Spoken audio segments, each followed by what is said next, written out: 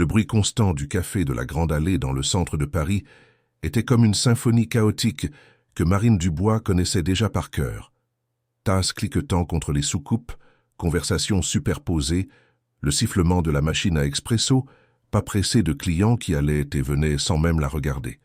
Marine Dubois avait 26 ans et y travaillait depuis 2 ans, servant des cafés, des sourires forcés et une sympathie automatique à des gens qui ne la voyaient jamais vraiment. Elle était invisible et elle s'y était habituée. Ou du moins, elle faisait semblant.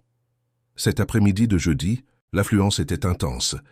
Marine équilibrait un plateau avec 4 cappuccinos lorsqu'elle remarqua un homme assis seul à la table du coin, la même qui restait habituellement vide car elle offrait une vue privilégiée sur l'avenue des Champs-Élysées. Il portait une chemise habillée simple, sans cravate, un jean foncé et une montre discrète. Rien chez lui ne criait le luxe, mais il y avait quelque chose dans sa posture qui attirait l'attention. Il regardait par la fenêtre avec une expression que Marine reconnut immédiatement, car elle la voyait dans le miroir tous les jours. C'était une lassitude existentielle, ce genre d'épuisement, qui ne vient pas du corps mais de l'âme. Marine était sur le point de s'approcher lorsque la porte du café s'ouvrit avec force. Une femme grande, impeccablement vêtue d'un tailleur blanc, qui coûtait probablement le salaire de 3 mois de Marine, entra comme si tout le lieu devait s'arrêter pour l'admirer. Ses cheveux blonds étaient parfaitement brossés. Son sac était d'une marque que Marine ne voyait que dans les magazines, et ses chaussures à talons hauts produisaient un son autoritaire sur le parquet. La femme regarda autour d'elle avec un dédain mal dissimulé avant de localiser l'homme dans le coin et de marcher vers lui d'un pas déterminé. Marine observa de loin tout en servant d'autres tables. L'homme se leva poliment lorsque la femme arriva, lui tira une chaise et se rassit. Ils échangèrent des salutations formelles. Marine ne pouvait pas entendre la conversation, mais le langage corporel disait tout. La femme regardait constamment autour d'elle, vérifiait son téléphone toutes les 2 minutes, et quand elle parlait à l'homme, c'était avec un sourire superficiel qui n'atteignait pas ses yeux. L'homme, quant à lui, semblait sincèrement intéressé, posait des questions, écoutait attentivement, mais Marine percevait qu'il était mal à l'aise, comme s'il remplissait une obligation. 20 minutes s'écoulèrent. Marine venait de prendre la commande d'un couple lorsqu'elle entendit une voix féminine s'élever au-dessus du bruit ambiant. C'était la femme en blanc. « Vous ne valez pas mon temps. »« Désolé, mais j'attendais quelqu'un de plus, enfin, quelqu'un de mon niveau. Vous me semblez une personne trop ordinaire. » Le silence qui suivit fut assourdissant. Quelques conversations s'arrêtèrent. Des têtes se tournèrent discrètement. Marine sentit son sang se glacer dans ses veines. La femme se leva, prit son sac et, sans attendre de réponse, traversa le café avec la même arrogance qu'à son arrivée. La porte se referma derrière elle, et le brouhaha revint progressivement. Mais les regards de curiosité et de pitié dirigés vers l'homme demeurèrent. Marine le vit baisser la tête un instant, respirer profondément et regarder de nouveau par la fenêtre. Elle connaissait ce sentiment, la sensation d'être jetable, de ne pas être suffisante, d'être jugée par une version superficielle et déformée de qui l'on est vraiment. Combien de fois elle-même ne s'était-elle pas sentie exactement ainsi, quand les clients claquèrent des doigts pour attirer son attention comme si elle était un objet, quand ses camarades de faculté avaient cessé de l'inviter à des événements parce qu'elle n'avait plus le temps ni l'argent pour les accompagner, quand sa propre famille la regardait avec pitié d'avoir abandonné ses rêves. Quelque chose se produisit en Marine à ce moment-là, une impulsion qu'elle ne put contrôler. Ses mains tremblaient lorsqu'elle s'approcha de sa table et son cœur battait si fort qu'elle était sûre qu'il pouvait l'entendre. « Excusez-moi, puis-je vous apporter quelque chose ?» Sa voix sortit plus basse qu'elle ne l'avait voulu. L'homme leva les yeux et Marine vit ses yeux pour la première fois. Ils étaient brun foncé, avec de petites rides, au coin qui suggéraient qu'il avait l'habitude de sourire, bien qu'il ne souriait pas maintenant. Il y avait de la gentillesse dans ses yeux, mais aussi une profonde tristesse qu'elle reconnut. « Un café expresso, s'il vous plaît. » Marine hocha la tête et était sur le point de s'éloigner quand les mots sortirent de sa bouche avant qu'elle ne puisse les censurer. Elle avait tort. L'homme cligna des yeux, confus. « Pardon. » Marine sentit son visage chauffer, mais elle avait déjà commencé, elle ne pouvait plus faire marche arrière. La femme. « Elle avait tort à votre sujet. Enfin, j'ai tout. » Vu, et je sais que ce n'est pas mes affaires, mais vous semblez être une personne gentille, et c'est bien plus précieux que tout ce qu'elle cherchait. » Le silence entre eux s'étira pendant quelques secondes éternelles. Marine était sur le point de s'excuser et de s'enfuir quand elle vit un petit sourire authentique se former sur ses lèvres. « Merci. Vous n'imaginez pas à quel point j'avais besoin d'entendre ça. » Marine sourit en retour, ressentant une connexion étrange et inattendue avec cet homme qui lui était un parfait inconnu. Elle apporta l'expresso et quand elle revint, il était toujours là, regardant avec une expression qui la faisait se sentir vue pour la première fois depuis longtemps. « Puis-je vous demander votre nom ?»« Marine. Marine Dubois. Enchanté, Marine. Je suis Raphaël. Raphaël Bernard. » Ils échangèrent de quelques mots de plus avant que le gérant ne la regarde avec impatience. Marine retourna au travail, mais elle ne pouvait s'empêcher de penser à cette rencontre. Il y avait quelque chose chez Raphaël qui l'intriguait. Ce n'était pas une attraction physique, bien qu'il fût séduisant d'une manière discrète et naturelle. C'était quelque chose de plus profond. La sensation que là se trouvait quelqu'un qui comprenait ce que c'était de se sentir déplacé dans son propre monde. Raphaël resta 1 heure de plus, travaillant sur un ordinateur portable qu'il avait sorti de son sac à dos. De temps en temps, leurs regards se croisaient et il souriait. Quand il se leva finalement pour partir, il laissa un pourboire généreux et un billet plié sous la soucoupe. Marine attendit qu'il parte avant de l'ouvrir. Dessus était écrit d'une écriture ferme et élégante. « Merci pour votre gentillesse. Vous m'avez rappelé qu'il existe encore de vraies personnes dans ce monde. Raphaël. » Marine rangea le billet dans la poche de son uniforme et continua son service, mais une graine avait été plantée dans son cœur. Une graine d'espoir qu'elle ne savait plus être capable de cultiver. Quand elle rentra chez elle ce soir-là, dans le petit appartement de 2 pièces qu'elle partageait avec sa mère dans le quartier de Belleville, Marine pensait toujours à Raphaël. Sa mère, Madame Cécile, regardait une série télévisée dans le salon quand elle entra. « Tu es rentrée tard aujourd'hui, ma fille. Du monde au café, maman. Comment s'est passée ta journée ?» Madame Cécile était une femme de 58 ans qui en paraissait 70. Les souffrances des dernières années avaient laissé des marques profondes sur son visage. Elle travaillait comme femme de ménage dans 3 maisons différentes pour compléter les revenus et Marine sentait une boule dans la gorge chaque fois qu'elle la voyait rentrer chez elle complètement épuisée. C'était bien. Madame Gloria m'a payé en avance ce mois-ci. Elle a dit qu'elle allait voyager et ne voulait pas me laisser sans rien. Marine sourit et embrassa le front de sa mère avant d'aller dans sa chambre. C'était un espace minuscule, mais c'était le sien. Sur les murs, il y avait encore quelques affiches d'écrivains qu'elle admirait. Victor Hugo, Simone de Beauvoir, Albert Camus. Des vestiges d'une époque où elle avait des rêves plus grands que de simplement survivre. Elle avait commencé des études de lettres à l'université Paris-Cité 3 ans auparavant. C'était tout ce qu'elle avait toujours voulu. Être professeur, travailler avec la littérature, apprendre aux jeunes à aimer les mots de la même manière qu'elle les aimait. Mais ensuite, son père était tombé malade. Un cancer agressif qui avait consommé non seulement sa vie, mais toutes les économies de la famille.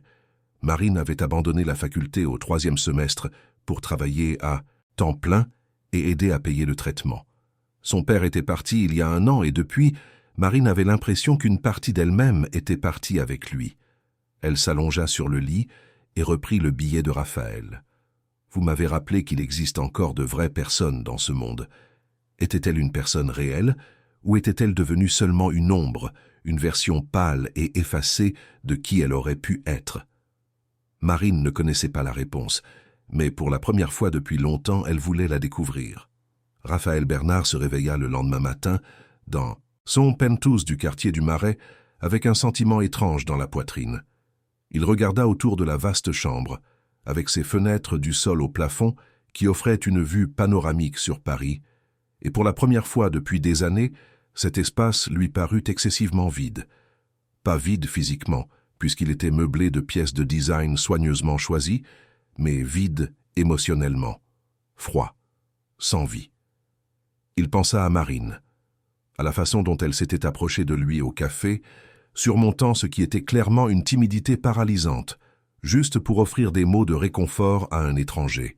Il y avait quelque chose de profondément humain dans ce geste, quelque chose que Raphaël ne trouvait pas souvent dans son monde de réunions d'entreprise, de contrats millionnaires et de relations superficielles.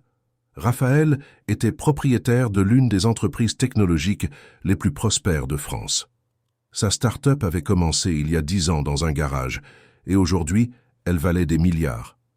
Il avait créé une plateforme d'intelligence artificielle qui avait révolutionné la façon dont les entreprises géraient les données, et il fournissait maintenant des services à des corporations géantes en France et à l'étranger.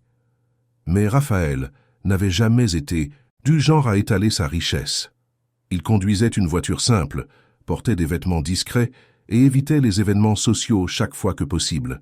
Son associé et meilleur ami, Marc, lui disait toujours qu'il avait une fortune de milliardaire et un style de vie de classe moyenne. Et il n'avait pas tort. Le rendez-vous à l'aveugle de la veille avait été l'idée de Marc. Patricia Lefebvre était la fille d'un homme d'affaires important, diplômé en administration de Sciences Po, et selon Marc, elle serait la compagne parfaite pour Raphaël. Mais Raphaël avait compris en 5 minutes qu'elle n'était intéressée que par le statut et les apparences. Quand il avait mentionné qu'il aimait passer ses week-ends à lire chez lui, elle avait discrètement levé les yeux au ciel. Quand il avait dit qu'il préférait les restaurants simples aux endroits branchés, elle avait changé de sujet. Et quand il avait refusé de parler des chiffres et des montants de son entreprise, elle avait décidé qu'il ne valait pas son temps. Raphaël n'avait pas corrigé ses suppositions car il était déjà fatigué d'être recherché pour la taille de son compte bancaire. Combien de fois avait-il déjà vu le comportement de quelqu'un changer complètement, en découvrant qui il était vraiment? Combien de fois s'était-il demandé si les gens autour de lui l'aimaient ou aimaient ce qu'il possédait? La solitude de Raphaël n'était pas l'absence de personne, mais l'absence de véritable connexion. Et puis Marine était apparue. Une serveuse en uniforme simple qui ne savait rien de lui, ne voulait rien de lui, avait simplement vu un autre être humain souffrir et avait décidé de faire quelque chose à ce sujet. Raphaël ne parvenait pas à se la sortir de la tête. Il passa la journée au bureau à essayer de se concentrer, mais son esprit revenait constamment à ses yeux verts qu'il avait regardés avec une compassion authentique. À 5 heures de l'après-midi, Raphaël prit une décision impulsive. Il congédia son chauffeur, prit sa propre voiture et se rendit au café de la Grande Allée. Marine était là comme il s'y attendait. Elle portait le même uniforme noir et blanc et transportait un plateau de sandwich vers une table près de la fenêtre. Quand elle se retourna et le vit, ses yeux s'écarquillèrent de surprise et un sourire hésitant apparut sur ses lèvres. Raphaël sentit quelque chose se réchauffer dans sa poitrine. « Salut, salut !» De retour pour un autre rendez-vous à l'aveugle? La question avait une pointe d'humour et Raphaël rit. « Non, je suis revenu parce que j'en avais envie. » Puis-je m'asseoir?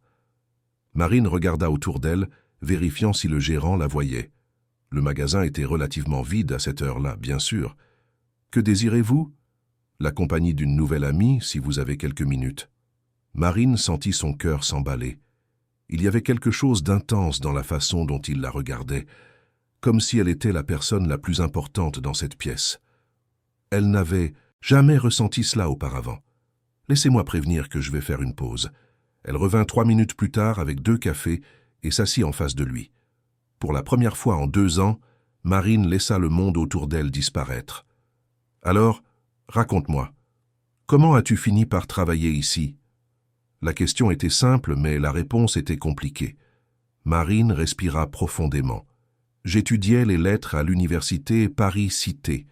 C'était mon rêve d'être professeur, tu sais, travailler avec la littérature, enseigner. Mais mon père est tombé malade il y a 3 ans. Un cancer. J'ai dû tout laisser tomber pour travailler et aider avec les dépenses. Il n'a pas résisté.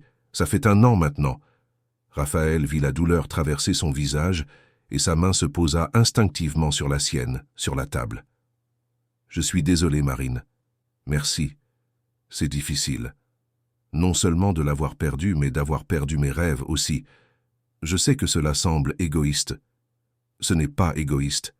C'est humain. » Ils restèrent silencieux un instant, se regardant simplement. « Et toi? Que fais-tu dans la vie, Raphaël ?» Raphaël hésita.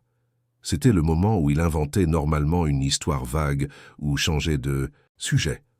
Mais il y avait quelque chose chez Marine qui le poussait à être honnête, même si ce n'était que partiellement. Je travaille dans la technologie. C'est intéressant, mais ça peut être solitaire. Je passe beaucoup de temps entouré de gens qui veulent quelque chose de moi, que ce soit un investissement, un partenariat, des contacts. Parfois, il est difficile de savoir qui se soucie vraiment de vous et qui ne se soucie que de ce que vous pouvez offrir. Marine hocha la tête, comprenant parfaitement. Je comprends. Parfois, je me sens invisible. Les gens me regardent à travers, tu sais. Comme si je n'étais qu'une partie du décor. Tu n'es pas invisible pour moi. Les mots de Raphaël étaient chargés de sincérité, et Marine sentit des larmes lui piquer les yeux. Elle cligna rapidement pour les repousser. Ils conversèrent pendant 40 minutes. Ils parlèrent de livres qu'ils aimaient, de films qui les avaient marqués, de lieux qu'ils rêvaient de connaître. Marine découvrit que Raphaël avait lu les œuvres complètes de Victor Hugo et que son œuvre préférée était un de ses romans. Raphaël découvrit que Marine écrivait de la poésie les nuits où elle ne parvenait pas à dormir, mais qu'elle n'avait jamais rien montré à personne. C'était comme si deux âmes solitaires avaient finalement trouvé quelqu'un qui parlait la même langue. Quand Marine dut retourner au travail, Raphaël ne voulut pas partir. Il commanda un autre café, puis une viennoiserie, et resta là à travailler sur son ordinateur portable jusqu'à la fermeture du café. Chaque fois que Marine passait devant sa table, ils échangèrent des regards et des sourires complices. Quand l'heure de fermer arriva enfin, Raphaël attendit dehors. Marine sortit par la porte du personnel et le trouva appuyé contre une voiture ordinaire, les mains dans les poches. « J'ai pensé t'attendre. Puis-je te déposer? J'habite loin, à Belleville. Pas de problème. C'est sur mon chemin. » Marine savait que ce n'était probablement pas le cas, mais elle accepta. Dans la voiture, ils continuèrent à converser, et Raphaël en découvrit plus sur sa vie, sur la façon dont elle et sa mère luttaient pour payer les factures chaque mois, sur la façon dont elle rêvait de retourner à la faculté, mais savait que c'était financièrement impossible, sur la façon dont elle s'était résignée à une vie de sacrifice parce que c'était ce qu'elle devait faire. Raphaël ressentit un mélange d'admiration et de douleur. Là se trouvait une femme avec tant de potentiel, tant de lumière intérieure, gâchée à servir des cafés parce que la vie avait été cruelle avec elle. Il voulait l'aider. Il voulait lui donner toutes les opportunités qu'elle méritait. Mais il avait peur de l'effrayer, de gâcher cette connexion fragile et précieuse qu'ils étaient en train de construire. Quand ils s'arrêtèrent devant l'immeuble simple où habitait Marine, elle hésita avant de sortir de la voiture. « Merci pour le trajet et pour la conversation. Ça faisait longtemps que je ne m'étais pas senti si vu. C'est moi qui te remercie. Puis-je revenir demain ?» Marine sourit et ce fut comme si le soleil s'était levé à l'intérieur de la voiture. « Je serai là. » Et ainsi commença une routine qui allait durer les 2 semaines suivantes. Raphaël revenait au café de la Grande Allée tous les jours. Parfois l'après-midi, parfois le matin, parfois aux 2 horaires. Dans les moments calmes, Marine s'asseyait avec lui, et ils conversaient de tout et de rien. Il apportait des livres qu'il pensait qu'elle aimerait, et elle les lisait pendant ses nuits blanches, soulignant des passages qui la touchaient pour en discuter avec lui le lendemain. Elle écrivait des poèmes sur des serviettes en papier et les laissait pour qu'il les trouve. Il les gardait tous dans un dossier à son bureau. Julie, la collègue de Marine et sa meilleure amie depuis le premier jour au café, observait tout avec une attention croissante.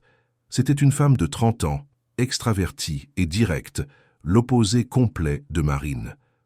Pendant une pause le 10e jour depuis que Raphaël avait commencé à fréquenter le café religieusement, Julie tira Marine vers la réserve. « Bon, maintenant tu vas tout me raconter sur ce type. Il vient ici tous les jours, il te regarde comme si tu étais la 8e merveille du monde, et vous deux, vous restez dans vos petites conversations chuchotées. C'est quoi cette histoire ?» Marine sentit son visage chauffer. « Ce n'est rien, Jus. On discute juste. » « Discuter. »« Marine, mon amour, j'ai vu la façon dont il te regarde, et la façon dont tu le regardes. Ce n'est pas juste discuter. Tu es amoureuse. » Le mot frappa Marine comme un coup de poing dans l'estomac, car elle savait que Julie avait raison. En seulement 2 semaines, Raphaël était devenu la partie la plus importante de ses journées. Elle se réveillait en pensant à lui, travaillait en pilote automatique en attendant le moment où il arriverait, et dormait en se remémorant chaque mot échangé. C'était effrayant et merveilleux à la fois. « Je le connais à peine, Jus, mais tu veux le connaître. et il veut clairement te connaître aussi. Alors, quel est le problème? Le problème, c'est qu'on vient de mondes différents. Il est aisé, même s'il ne l'étale pas. Je l'ai remarqué au détail. Ça montre sa façon de parler, les endroits qu'il mentionne. Et moi, enfin, Suis-moi. Julie secoua la tête avec véhémence. Tu es incroyable, Marine. S'il ne le voit pas, le problème est le sien, pas le tien. Mais Marine portait de profondes cicatrices de se sentir insuffisante. Son père avait l'habitude de dire qu'elle était destinée à de grandes choses, que son intelligence et son amour des livres l'amèneraient loin. Et puis elle avait tout abandonné. Elle avait échoué. Comment pourrait-elle être suffisante pour quelqu'un comme Raphaël alors qu'elle n'était même pas suffisante pour elle-même? Cet après-midi-là, Raphaël arriva avec un paquet dans les mains. Quand Marine alla à sa table, il poussa le paquet vers elle avec un sourire timide. « Je sais que tu as dit que tu n'avais pas d'argent pour les livres. Alors, enfin, j'espère que ça ne te dérange pas. » Marine ouvrit le paquet d'une main tremblante et découvrit une magnifique édition de contes de Simone de Beauvoir, reliée en cuir, avec des pages brodées d'or. C'était le genre d'édition qui coûtait plus que ce qu'elle gagnait en une semaine. « Raphaël, je ne peux pas accepter ça. C'est trop cher. C'est un cadeau. Et avant que tu ne discutes, il est déjà dédicacé, donc techniquement c'est impossible de le rendre. » Il ouvrit la première page où il y avait un message écrit à la main. « Pour Marine qui m'a appris à voir la beauté là où j'avais oublié de chercher. Avec admiration, Raphaël. » Marine sentit des larmes lui brûler les yeux. Personne n'avait jamais fait quelque chose comme ça pour elle. Personne ne l'avait vue ainsi. « Merci. Je ne sais pas quoi dire. Tu n'as rien à dire. Je veux juste te voir heureuse. » Et ce fut à ce moment-là, avec ce livre précieux entre ses mains, et cet homme gentil la regardant avec une adoration mal dissimulée, que Marine réalisa qu'elle était complètement amoureuse, et elle était terrifiée. Durant la semaine suivante, Raphaël commença à se demander s'il devait ou non révéler qui il était vraiment. Chaque fois que Marine mentionnait l'argent, parlait de ses difficultés financières, ou commentait le fait de devoir faire des heures supplémentaires, il ressentait une envie urgente de tout résoudre pour elle. Il avait les ressources. Pour lui, ce serait facile, insignifiant même, de payer ses études, de s'assurer que sa mère n'ait pas besoin de travailler comme femme de ménage, de donner à Marine la vie qu'elle méritait. Mais il avait peur. Peur qu'elle le voie différemment. Peur que l'argent ruine la pureté de ce qu'ils avaient. Marc, son associé, avait des opinions tranchées sur le sujet. « Tu vis un mensonge, mon vieux. Elle pense que tu n'es qu'un gars normal de la classe moyenne. Quand elle découvrira la vérité, elle se sentira trompée. Et avec raison. Je n'ai pas menti. Je n'ai juste pas tout raconté. L'omission est aussi un mensonge. Si tu l'aimes vraiment, tu dois être honnête. » Raphaël savait que Marc avait raison, mais le moment ne semblait jamais opportun. Jusqu'à une nuit, alors qu'il raccompagnait Marine chez elle après son service, elle commença à pleurer sur le siège passager. « Marine, qu'est-ce qui s'est passé ?» Elle tenta de cacher son visage, honteuse de sa faiblesse. « Pardon. C'est une bêtise. Ce n'est pas une bêtise si ça t'a fait pleurer. Raconte-moi. » Entre les sanglots, Marine expliqua. Elle avait reçu un email de l'université ce jour-là. Il proposait un programme de reprise d'études pour les étudiants qui avaient abandonné leur cursus pour des raisons financières. C'était une opportunité rare avec une bourse partielle. Mais même avec la bourse, il y aurait toujours des coûts pour les matériaux, le transport, et elle devrait réduire ses heures de travail, ce qui signifierait moins d'argent pour aider sa mère. C'était impossible. Elle devrait refuser, comme elle refusait toujours tout ce qui ressemblait à de l'espoir. Raphaël sentit quelque chose se briser en lui. Il ne supportait plus de voir Marine souffrir alors qu'il avait le pouvoir de tout changer. Il arrêta la voiture sur un belvédère, offrant une vue sur la ville illuminée, et se tourna vers elle. « Marine, il faut que je te dise quelque chose. » Et alors il raconta. Il parla de son entreprise, de son succès financier, de la façon dont il était l'un des entrepreneurs les plus riches du pays. Il expliqua pourquoi il avait tout caché, par peur d'être utilisé. Et puis, avec toute la sincérité qu'il possédait, il fit sa proposition. « Laisse-moi payer tes études. Et aider ta mère aussi. J'en ai les moyens. Et ce serait un honneur de pouvoir faire ça pour toi. Tu mérites de réaliser tes rêves, Marine.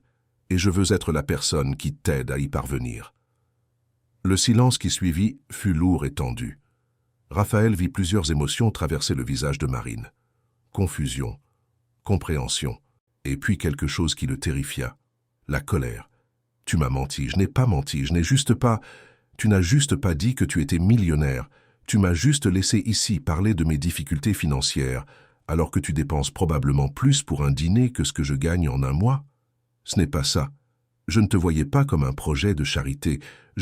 C'est exactement ce que je suis pour toi. Un projet. La pauvre petite serveuse que tu peux sauver pour te sentir bien avec toi-même. Mon Dieu, je suis si idiote.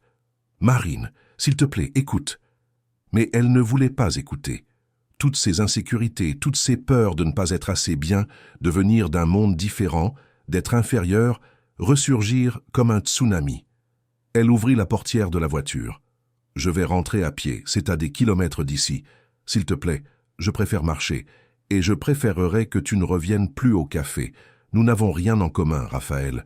Tu avais raison de cacher qui tu es, parce que si j'avais su, je n'aurais jamais laissé cela aller si loin. » Elle sortit de la voiture et commença à marcher. Raphaël tenta de la suivre, mais elle se retourna, les yeux pleins de larmes. « S'il te plaît, va-t'en. » Et il partit.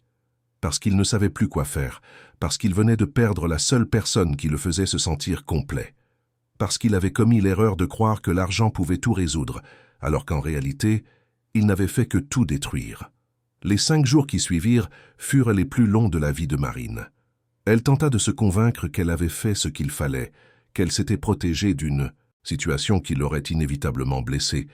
Mais chaque minute sans Raphaël était une torture silencieuse. Elle commettait des erreurs stupides au travail. Elle confondait les commandes, renversait des tasses, oubliait de noter les tables. Julie l'attira vers la réserve le 3e jour. « Bon, ça suffit. Raconte-moi ce qui s'est passé avec Raphaël. » Marine raconta tout, sur la révélation, sur sa proposition, sur la façon dont elle s'était sentie humiliée et réduite à un projet de charité.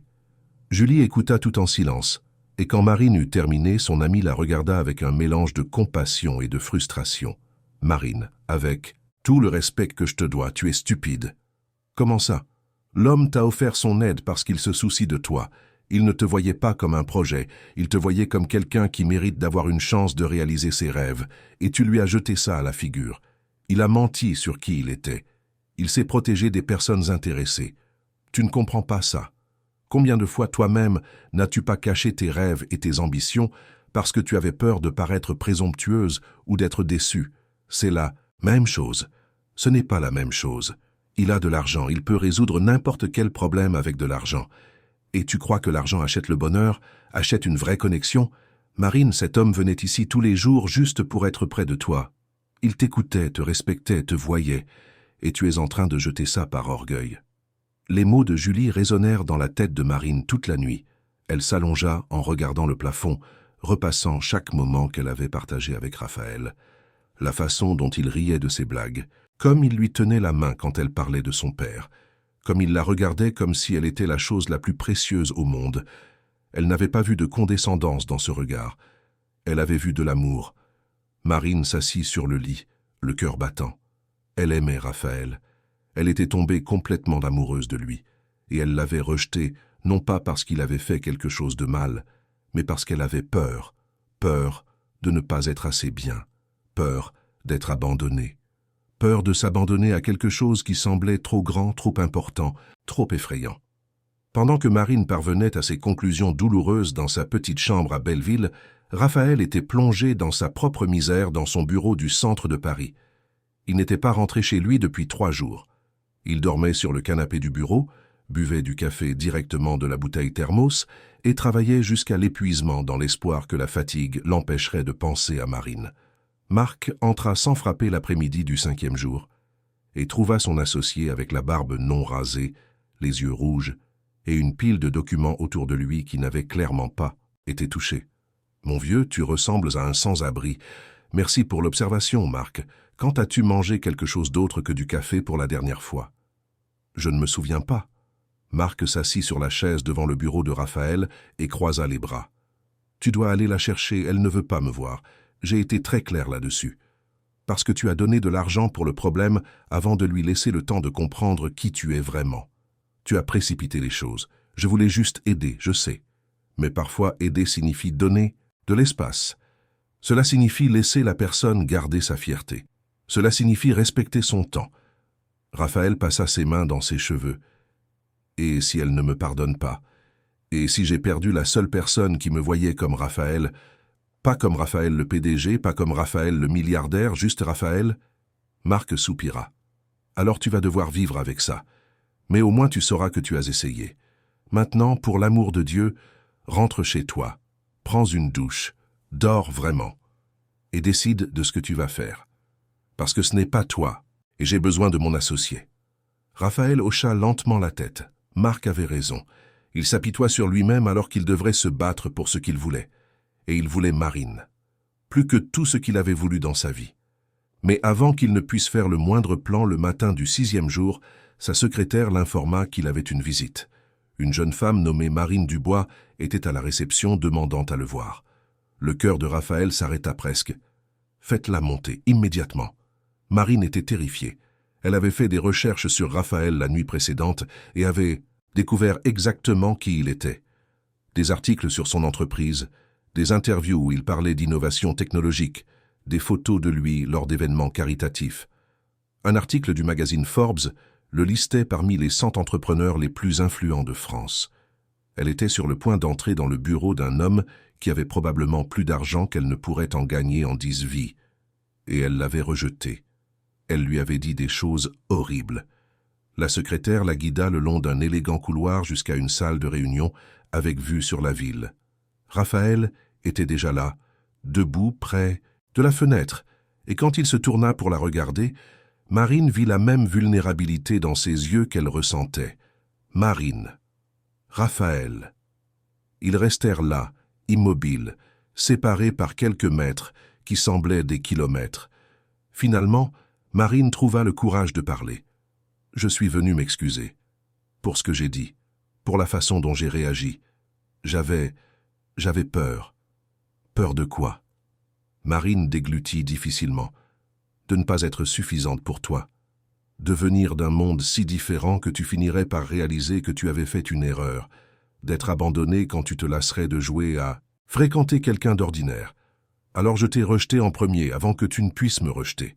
Raphaël traversa la distance entre eux en 3 longs pas et serra ses mains entre les siennes. Je ne te rejetterai jamais. Et je suis désolé de ne pas avoir été honnête dès le début. J'aurais dû te faire confiance. Mais j'ai ma propre peur, Marine. Peur de ne jamais être aimée pour ce que je suis, mais pour ce que j'ai. Quand tu m'as regardé dans ce café le premier jour, tu m'as vu. Pas mon entreprise, pas mon compte en banque, juste moi. Et ce fut la chose la plus libératrice que j'ai jamais ressentie. Des larmes coulaient sur le visage de Marine. Je t'aime, Raphaël, et cela me terrifie parce que je n'ai jamais aimé personne comme ça avant. Mais je ne veux pas laisser la peur m'empêcher d'avoir quelque chose de réel. Je t'aime aussi, et je promets que nous allons trouver comment faire fonctionner cela, ensemble. Ils s'étreignirent là, au milieu de cette immense pièce, 2 cœurs blessés trouvant la guérison l'un dans l'autre. Quand ils se séparèrent enfin, Raphaël avait une proposition. Faisons les choses différemment cette fois. Allons-y doucement. Apprenons à nous connaître vraiment, sans cacher qui nous sommes, ni d'où nous venons. Et quand tu seras prête, sans pression, sans attente, je veux te soutenir pour que tu retournes à la faculté. Non pas comme un projet de charité, mais comme quelqu'un qui croit en toi.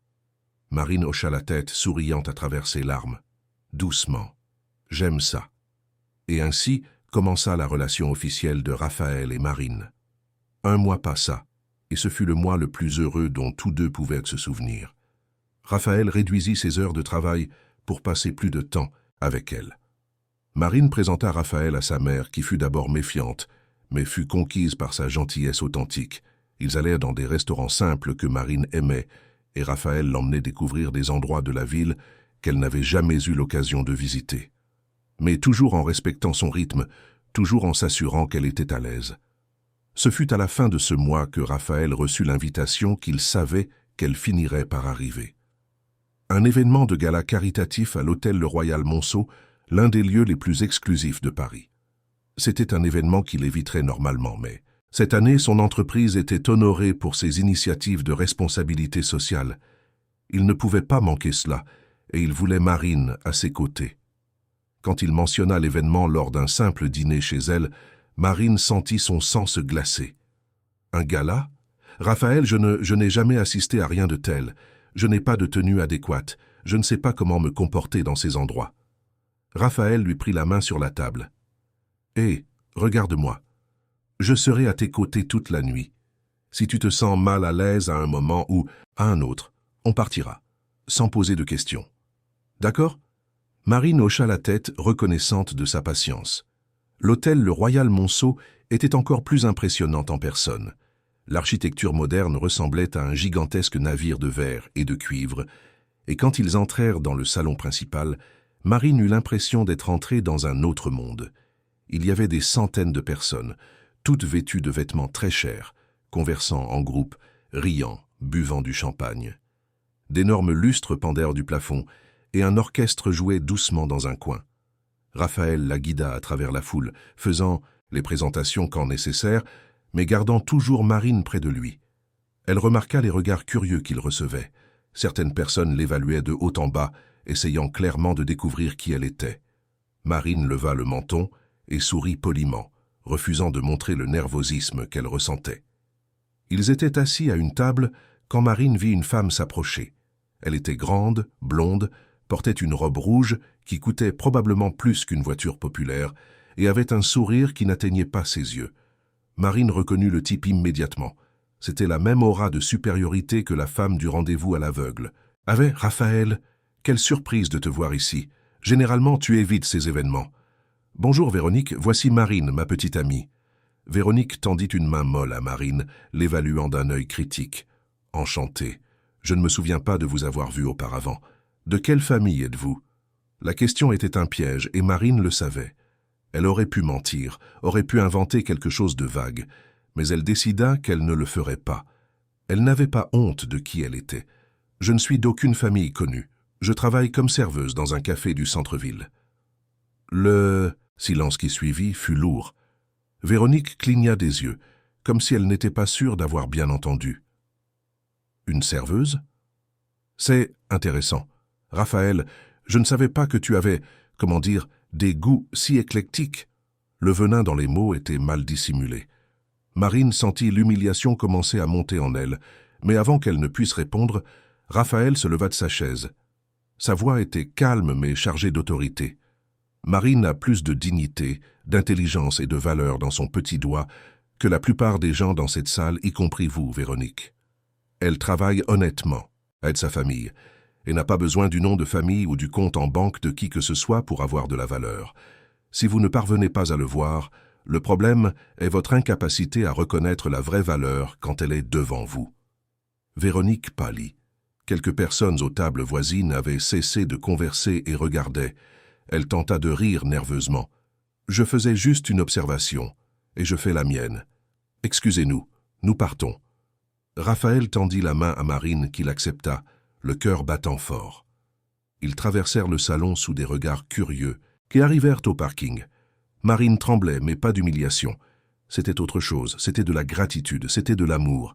C'était la sensation écrasante d'être défendue, d'être valorisée, d'avoir quelqu'un qui n'avait pas honte d'elle. Quand ils arrivèrent à la voiture, avant que Raphaël ne puisse ouvrir la portière, Marine le tira par la cravate et l'embrassa. Ce fut leur premier baiser, et il était chargé de tout ce qu'elle ressentait, tous les mots qu'elle ne parvenait pas à dire, tout l'amour qu'elle avait accumulé, toute la gratitude pour qu'il l'ait vue alors qu'elle était invisible pour le monde. Quand ils se séparèrent enfin, tous deux étaient à bout de souffle. Qu'est-ce que c'était? Marine sourit, les larmes aux yeux. C'était ma façon de te remercier de m'avoir défendu, de ne pas avoir honte de moi, de me faire sentir que j'appartiens à n'importe quel endroit où je choisis d'être. Tu as toujours appartenu, Marine. Tu avais juste besoin d'y croire. Ils montèrent dans la voiture et Raphaël conduisit, mais au lieu d'aller chez elle, il se dirigea vers un autre endroit. Quand ils s'arrêtèrent, Marine reconnut l'adresse. C'était l'immeuble où se trouvait son penthouse. Elle n'y avait jamais été. « Je veux te montrer où j'habite, si tu veux. » Marine le voulait. Ils montèrent dans l'ascenseur privé qui menait directement au dernier étage. Quand les portes s'ouvrirent, Marine entra dans un espace qui semblait sorti d'un magazine d'architecture. D'énormes fenêtres offraient une vue à 360 degrés sur Paris. La décoration était moderne mais chaleureuse, avec de nombreux livres, quelques tableaux d'art contemporain et un immense balcon avec des plantes. Waouh! C'est magnifique. Mais ça a l'air vide, n'est-ce pas? J'ai toujours senti qu'il manquait quelque chose ici. Maintenant je sais ce que c'était. C'était toi. Raphaël l'attira près de lui et ils restèrent là, regardant la ville ensemble à travers les fenêtres. Marine posa sa tête sur son épaule. « Je t'aime, Raphaël, et je ne laisserai plus la peur me contrôler. Moi non plus. Je promets que nous allons construire quelque chose de réel, quelque chose à nous. » Et là, au milieu de ce luxueux penthouse, avec la ville illuminée autour d'eux, Marine se permit enfin de croire qu'elle méritait cela. Elle méritait l'amour, elle méritait le bonheur, elle méritait de rêver grand à nouveau. L'événement de la soirée avait été un test, et elle l'avait réussi. Non pas parce qu'elle s'était comportée selon les attentes de la haute société, mais parce qu'elle avait été authentique. Et Raphaël l'aimait précisément pour cela. Les jours qui suivirent l'événement furent transformateurs pour Marine. Elle avait traversé un portail invisible la nuit du gala, et de l'autre côté se trouvait une version d'elle-même qu'elle pensait avoir perdue depuis des années. La jeune rêveuse qui croyait pouvoir conquérir le monde par les mots, la littérature, l'enseignement. Cette Marine revenait, lentement mais sûrement. Raphaël remarqua le changement. Marine souriait davantage, riait plus facilement, et ses yeux avaient retrouvé un éclat qu'il soupçonnait absent depuis longtemps. Elle avait recommencé à écrire, non seulement des poèmes sur des serviettes, mais de véritables histoires. Elle écrivait les nuits, pendant ses pauses au travail, les week-ends. C'était comme si un barrage s'était rompu en elle. Une semaine après l'événement, Marine était au café pendant son service lorsqu'elle reçut un appel. C'était de l'université Paris-Cité, du département de lettres. Il l'appelait concernant le programme de reprise d'études qu'elle avait consulté des mois auparavant. Une bourse complète s'était ouverte grâce à un don anonyme au Fonds d'aide aux étudiants, et Marine avait été sélectionnée comme l'une des bénéficiaires. Elle pourrait reprendre ses études le semestre suivant si elle le souhaitait. Marine raccrocha le téléphone, les mains tremblantes. Elle savait qui avait fait le don. Raphaël. Il avait promis de ne pas faire pression, mais il avait trouvé un moyen d'aider sans que cela ressemble à une charité directe. Elle aurait dû être en colère à cause de l'ingérence, mais tout ce qu'elle ressentait était une immense gratitude. Parce qu'il avait fait cela en respectant sa fierté, en lui permettant de croire qu'elle avait obtenu cela par son propre mérite. Cette nuit-là, après la fermeture du café, Marine ne rentra pas chez elle. Elle prit l'adresse du penthouse de Raphaël qu'il lui avait donné et prit un taxi jusqu'à là. Son cœur battait fort quand elle appuya sur l'interphone.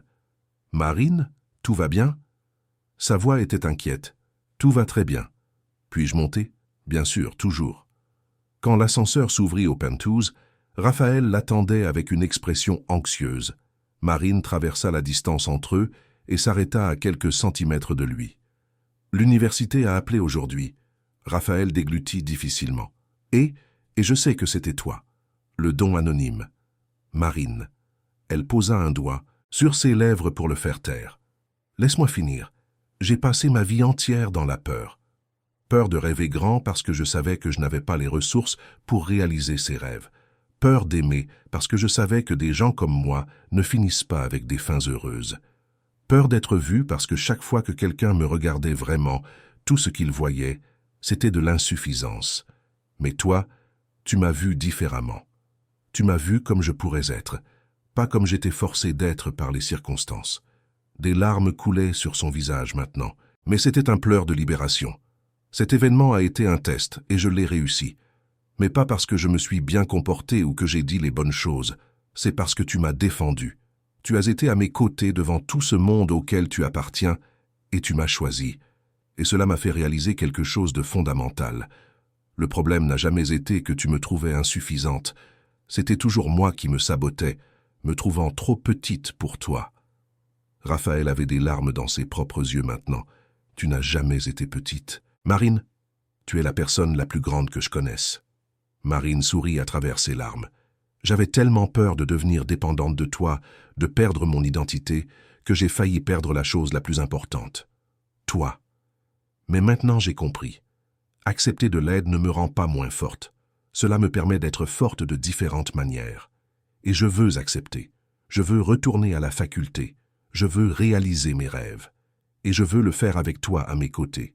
Non pas parce que tu paieras les factures, mais parce que tu crois en moi. J'ai toujours cru, depuis le premier jour. Marine respira profondément, se préparant à dire les mots qu'elle avait répétés en chemin. Je t'aime, Raphaël Bernard. Et ce n'est pas parce que tu as de l'argent ou parce que tu peux me donner une vie confortable. C'est parce que tu me donnes envie d'être la meilleure version de moi-même. Parce que tu me vois quand je suis invisible pour le reste du monde. Parce que tu es gentil, authentique et bon. Et j'en ai assez d'avoir peur. Je te choisis. Tous les jours, je te choisis. Raphaël la tira dans ses bras et l'embrassa avec toute la passion accumulée, toute la frustration des jours séparés, tout l'amour qu'il avait gardé. Quand ils se séparèrent enfin, il souriait avec ce sourire qui la faisait fondre. Je t'aime aussi, et je ne veux pas de ce monde de privilèges si tu n'y es pas, parce que tu n'es pas un accessoire dans ma vie, Marine. Tu es le centre de celle-ci, tu es ce qui donne un sens à tout. Ils restèrent là, enlacés pendant longtemps, regardant la ville à travers les immenses fenêtres. Finalement, Raphaël rompit le silence. « Alors, quels sont les plans maintenant ?» Marine s'écarta un peu pour le regarder. « Je vais retourner à la faculté. Je vais obtenir mon diplôme en lettres. Je serai la professeure que j'ai toujours rêvé d'être. Et tu me soutiendras, mais sans tout faire pour moi. Tu seras là quand j'aurai besoin, tu m'écouteras quand je serai stressé par les examens, tu liras mes travaux académiques, même si tu ne comprends rien à la théorie littéraire, et tu fêteras avec moi quand j'y arriverai. » Raphaël rit. « Ça semble parfait. Et quoi d'autre ? Tu vas travailler moins. Je sais que ton entreprise est importante, mais tu travailles trop. Tu as besoin de vivre, Raphaël. Voyager, lire par plaisir, passer du temps avec les gens que tu aimes. Ta vie ne peut pas être seulement le travail. Tu as raison. Marc le dit aussi. Et je vais te présenter vraiment à ma mère, pas comme une visite rapide, mais je t'amènerai dîner, déjeuner, pour faire partie de notre vie, parce qu'elle est importante pour moi, et toi aussi, et vous deux avez besoin de vous connaître vraiment. » Raphaël hocha la tête, ému. « Et nous allons construire quelque chose à nous, quelque chose qui ne concerne pas l'argent ou la classe sociale ou d'où nous venons. C'est sur où nous allons ensemble. » Ils scellèrent l'accord par un autre baiser, et Marine fit alors quelque chose d'inattendu. Elle alla jusqu'à l'immense bibliothèque de Raphaël, prit un des livres de Victor Hugo qu'il y avait là, et l'ouvrit à une page aléatoire. « Lis-moi. » Raphaël sourit et commença à lire. Sa voix était calme et mélodieuse, et Marine ferma les yeux, posant sa tête sur son épaule. Là, à ce moment-là, elle comprit enfin ce qu'était la paix. Non pas l'absence de problème, mais la présence de quelqu'un qui te faisait sentir que tu pouvais affronter n'importe quoi. Les semaines suivantes, les changements se produisirent rapidement. Marine donna son préavis au café, et Julie pleura, mais la serra fort dans ses bras, disant qu'elle avait toujours su que son amie était destinée à de plus grandes choses. Madame Cécile, qui avait initialement des appréhensions concernant la relation de sa fille avec un homme si riche, fut conquise quand Raphaël apparut pour le déjeuner du dimanche, avec des fleurs et s'offrit pour aider à faire la vaisselle. Marine commença ses cours à l'université Paris-Cité et découvrit qu'elle parvenait à équilibrer ses études avec sa relation, d'autant plus que Raphaël avait réellement tenu sa promesse de travailler moins. 3 mois plus tard, par une nuit particulièrement étoilée, Raphaël ramena Marine au café de la Grande Allée. L'endroit était fermé, mais il avait pris un arrangement spécial avec le propriétaire.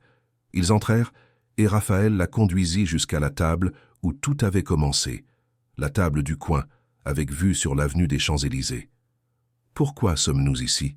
Parce que je voulais revenir à l'endroit où ma vie a changé, où j'étais au plus bas, et tu as eu le courage de t'approcher et de me montrer que tout n'était pas perdu. » Raphaël s'agenouilla et Marine sentit son cœur s'arrêter. « Marine Dubois, je sais qu'il est encore tôt, je sais que nous sommes en train de construire quelque chose et que tu as besoin de temps pour te trouver. Alors je ne te demande pas en mariage maintenant. Je te demande la permission, quand tu seras prête, quand tu auras réalisé tes rêves et que tu te sentiras complète, de pouvoir te poser cette question à nouveau. Parce que je sais, avec toute la certitude qui existe en moi, que je veux passer le reste de ma vie à tes côtés. Il ouvrit une petite boîte et à l'intérieur il y avait une bague simple, élégante, parfaite. C'est une bague de promesse. La promesse que je t'aimerai dans tous tes moments, dans les réussites et les échecs, quand tu te sentiras forte et quand tu auras besoin de soutien. Je promets de te voir toujours, Marine, toujours. Marine pleurait ouvertement maintenant, mais c'étaient des larmes de pure joie. Oui, oui pour la promesse, oui pour tout. Raphaël lui mit la bague au doigt et se leva pour l'embrasser. Là, dans ce café, qui avait été témoin du début de tout, ils scellèrent un avenir qui serait construit brique par brique, avec amour, respect et la certitude qu'ils avaient trouvé l'un en l'autre la pièce manquante. 2 ans plus tard, Marine était sur le point d'obtenir son diplôme. Elle était devenue l'une des meilleures étudiantes de sa promotion, avait publié des articles universitaires et avait déjà une offre d'emploi comme professeur dans une école privée qui valorisait les éducateurs passionnés. Raphaël avait étendu son entreprise, mais avait maintenu l'équilibre entre travail et vie personnelle. Ils avaient voyagé ensemble, découvert de nouveaux endroits, construit des souvenirs.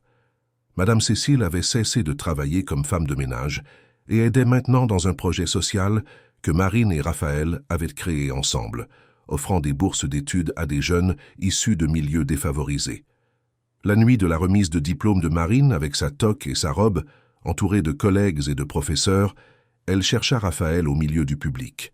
Il était là, au premier rang, à côté de Madame Cécile et de Marc, applaudissant et souriant avec fierté. Et Marine sut qu'elle était arrivée là où elle aurait toujours dû être, non seulement comme professeure diplômée, mais comme femme complète, qui avait affronté ses peurs et vaincu. Après la cérémonie, Raphaël la trouva à l'extérieur de l'auditorium. « Professeur Dubois, puis-je vous dire un mot ?» Marine rit. « Toujours, monsieur Bernard. » Il s'agenouilla de nouveau, là, devant tout le monde, et cette fois, quand il lui demanda si elle voulait l'épouser, ce n'était pas une promesse pour l'avenir. C'était une invitation à commencer l'éternité. Et Marine, sans hésiter une seconde, dit oui. Leur histoire avait commencé par un rejet public et une serveuse courageuse brisant le protocole. Elle avait été construite à travers des peurs affrontées, des fiertés surmontées et le courage d'être vulnérable. Et elle se terminait, ou plutôt continuait, avec la certitude que l'amour véritable ne connaît pas de barrière de classe sociale, ne s'intimide pas devant les différences, et toujours, trouve un chemin. Parce que parfois, tout ce dont nous avons besoin, c'est de quelqu'un qui nous voit vraiment, et le courage de croire que nous méritons d'être vus. Fin de l'histoire. Chers auditeurs, nous espérons que l'histoire de Raphaël et Marine a profondément touché vos cœurs. Si vous avez été émus par ce voyage d'amour, de dépassement et de courage, sachez que nous avons de nombreuses autres histoires tout aussi captivantes qui vous attendent. Chaque histoire est une nouvelle opportunité de ressentir, de réfléchir et de s'inspirer. Si Marine a eu le courage d'affronter ses peurs et Raphaël la sagesse de voir au-delà des apparences, que diriez-vous d'avoir le courage d'appuyer sur ce bouton d'abonnement? Laissez votre j'aime afin que nous puissions continuer à vous apporter des histoires qui célèbrent le meilleur de la nature humaine. Chaque jour, nous publions des récits uniques qui explorent la complexité des relations, des rêves et de la vie. Ne manquez pas les prochains chapitres de ce voyage émotionnel. Et dans les commentaires, racontez-nous, avez-vous déjà eu le courage d'être vulnérable par amour? Avez-vous déjà surmonté vos peurs pour conquérir vos rêves? Nous voulons aussi connaître votre histoire. À la prochaine et souvenez-vous, vous méritez toujours d'être vu pour ce que vous êtes vraiment.